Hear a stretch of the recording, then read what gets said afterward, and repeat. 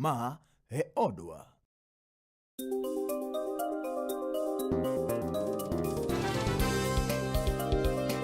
Manyien mabende otimre e gwengewa weche go mag siasa mago mag pur kanyakla koda mago mabende cha oganda koni kod kocha koda mago mabende cha oganda koni kod kocha kama koro report koro yango ni jatend migao mochung' ne kweth mabalo kod jatend piny Kenya William Samoei Ruto ka jatend migao mar thieth ma pacho ka Migosi Aden Duale owuok Ruto ka jatend migao mar thieth ma pacho ka Migosi Aden Duale owuok tung' mosuo ka kwedo moko kuom kwethno mabalo gi piny owacho motele gi mane en jalup jatend piny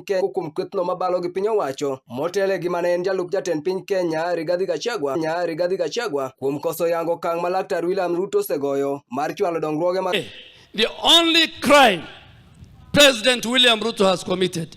Duale okoni gin kod mor matamre gi nono wirani oganda go magitelo negi bende koro ni pako jatend piny owacho masani mosetimo negi dongruoge maromre kendo mowinjore mapok negi nene higni machien mokalo manyaka sani pod ok ginyal kwede kata matin.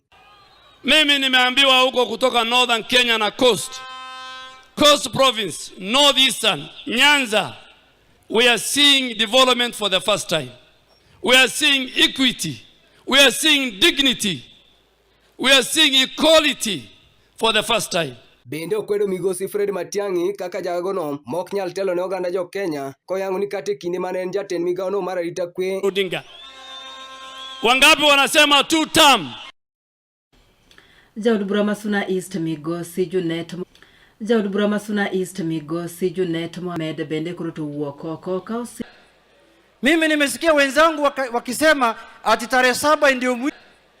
Mimi nimesikia wenzangu wakisema ati tarehe 7 ndio mwisho ya 10 point agenda. Kama wewe birthday yako ni tarehe 7 ama shukule wewe umeoa ni tarehe 7, hiyo ni mambo yako. Hii karatasi ambayo imesainiwa na baba na President Ruto inasema tarehe 7 ni first anniversary. Gwengwe kuma Karachwanyo Homa Bay County sainde kono neno matek malich mokale lwet koth mbindo sebedo kamburore gwenge gigo eko makono ka sainde koro weche go eko mag tuoche mikelo koda ng'ich sainde koro sebedo kagore kuomgi kinde ndalo duto giselalo nyaka jamni kanyakla koda cham mabende opidhi e puothe gwenge eko makono. Luoro ntiere ni kaponi koth omedo dhi nyime kod mburore pacho kaendi anyete gwenge kima kaluo to weche go eko mag rochruok mar ngima inyalo bi dhi nyime. Atusaidia hapo. It is very sad that when we did community disaster risk reduction and the community started by doing trenches along the river, more than 300 families have been displaced. They are now living in more than 300 families have been displaced. They are now living in 3 different places. That is Osodo Primary School, PAG Church places. That is Osodo Primary School, PAG Church, and Ondede SDA Church. Whereas number of effects the church, whereas number of effects, a number of damages around there, but we have not completed the diking processes, so the rain might still affect some families down there. Brenda, watch court. Could pi aneno ka jowa kale matek. Yeah. Lebo ma jomang'eny koro chuno ni oseweyo miechgi kendo neno ka jogo koro dak ojot mane kanisa gijote kanisa giweyo miechgi gi mwandu gi te nyiso ni wach koth nyaka koro to ng'ini to idwa kony oganda gi nang'o. Rang'iny mar pi mantie Homa Bay County aneno ka dhi nyime kod medre. Nyisa ni joma ne Tandaruo. Okay. Shade Tandaruo. Okay. Shade ma jogo dake gichiwo net, gichiwo yedhe mag anti malaria. Gika gin gi chiemo be gichiwo. Gichiwo giluongo ni materials kod foodstuffs. Gichiwo giluongo ni materials kod foodstuffs. Yes. To pinje maduong' en ni adi lini. To pinje maduong' en ni adi lini. Nyaka karang'o. County, Kisumu County. Pindo mabie school go da buoro. County, Kisumu County. Pindo mabie school go da buoro. Kar kilomita 1 koro sani gikaw kilomita 6. Eka nyithindo gidhi school nikech koro giluoro nyaka e lam.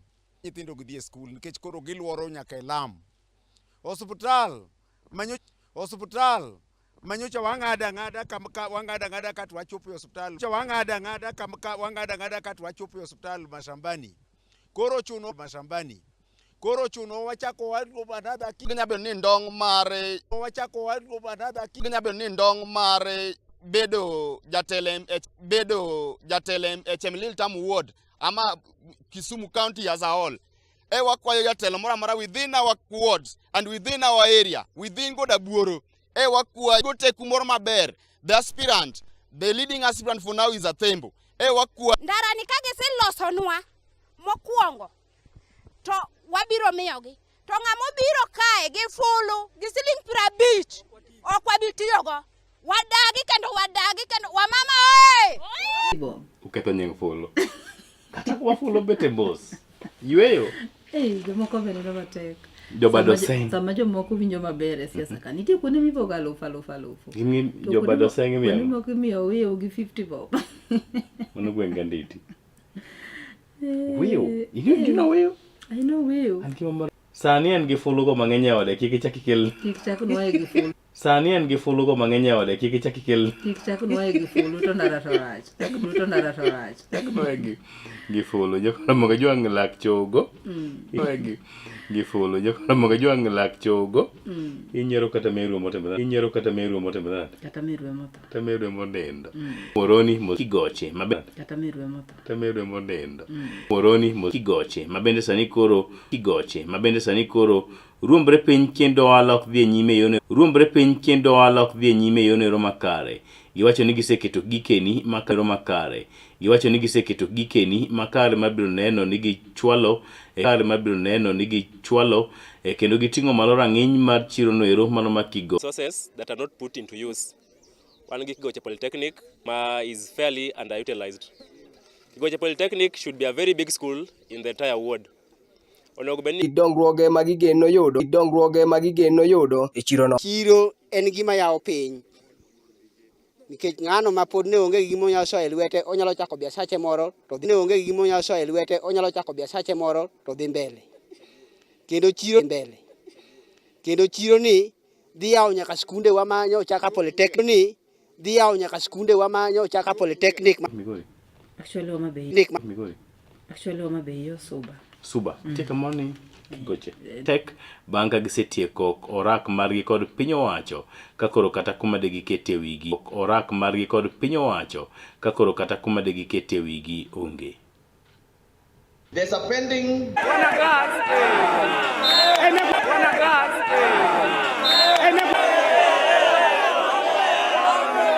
Ne gin piem go eko ma otedore maliche mokalo mago mag tuke sekunde sekondar tam mokwongo 2026 kata kama ya mwisho inaelekea kuisha tulikuwa